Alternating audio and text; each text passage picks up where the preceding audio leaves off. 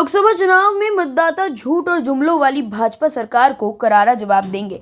जनता सच और झूठ का फर्क समझ चुकी है। उक्त बातें डाक बंगले पर आयोजित प्रेस वार्ता के दौरान समाजवादी पार्टी के पिछड़ा वर्ग प्रदेश अध्यक्ष राजपाल कश्यप ने कही। उन्होंने कहा, यूपी की योगी सरकार को सत्ता में बने रहने का कोई नैतिक अधिकार नहीं है।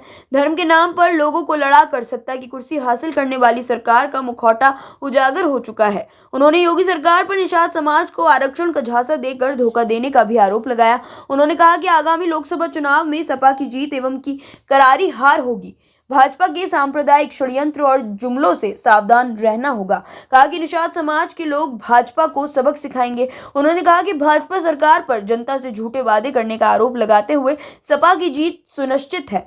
भाजपा की सरकार में दवाई पढ़ाई महंगी हो गई और सभी वर्गों के लोग परेशान। सपा की जीत से ही खुशहाली और विकास का रास्ता निकलेगा। आइए देखते हैं रिपोर्ट। इसमें हम 400 सीटें जीत रहे हैं।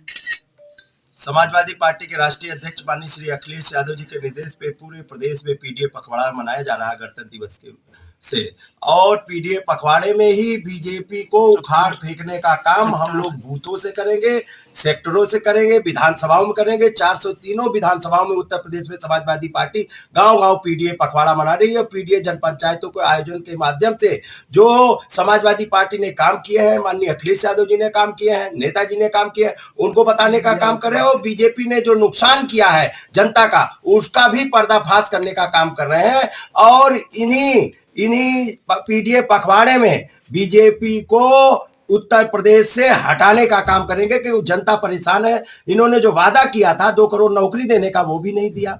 ना इन्होंने किसान की आय दुगनी की, ना हवाई चप्पल वाला हवाई जहाज में चल पाया, ना संविधान सुरक्षित है, ना आरक्षण सुरक्षित है, ना लोकतंत्र सुरक्षित है। सभी मोर्चों पे विफल सरकार भगवान राम की आड़ ले रही है। अब भगवान राम भी इनको माफ करने वाले नहीं है, क्योंकि गांव गरीब जनता, बेरोजगारी, महंगाई चरम सीमा पे है। देश की सारी सरकारी संपत्तियां बेची जा रही हैं, देश गुलाम बनाया जा रहा है और 5 किलो अनाज को उपलब्धि बताते हैं। ये देश का दुर्भाग्य है कि कह रहे हैं कि 82 करोड़ लोग गरीब लोगों को हम भोजन दे रहे हैं। 75 वर्ष हो गए गणतंत्र के और उस पे भी आज लोगों की भुखमरी है। तो ये देश की हालत किस उस पे पहुंचा दिया। इसलिए माननीय अखिलेश यादव जी ने नारा दिया है, पीडीए के नारे के साथ में पिछड़ा, दलित, आदिवासी, अल्पसंख्यक, आदि आबादी और पीड़ित दुखी अगड़े भी इसमें हैं, और वो सबको लामबंद करके एनडीए को उखाड़ फेंकने का काम करेंगे।